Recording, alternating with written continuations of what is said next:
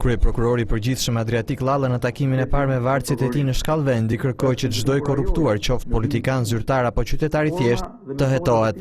Sipas Llallës, për prokurorin nuk ka asnjë pengesë ligjore për këtë, ndërsa në mesazhin e tij presidenti i Republikës Bujar Nishani i kërkoi prokurorëve profesionalizëm, kurajo dhe përkushtim.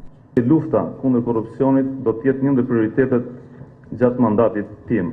Ligjvënësi shqiptar ka shprehur vullnetin unanim për kufizimin e imunitetit të gjithë zyrtarëve, duke filluar nga zyrtarët e nivelit më të lartë. Nuk ka asnjë pengesë ligjore për hetimin e cilit do zyrtar, çfarëdo rangu që ai të ushtrojë funksionet e tij. Nëse dikush i prokuror bie pre e dy armiqve më të mëdhenj të tij, të lojrave politike, të palëve politike dhe së dyti të joshjes nga ana e grupeve kriminale. Nga të dyja vallet, po u futët nuk dilni dot më. Gjithashtu, prokurori i përgjithshëm vuri theksin në nevojën për rifreskim të institucionit të prokurorisë për të mbajtur apatin larg këtij institucioni të rëndësishëm dhe që të mos ketë ndikime në hetime.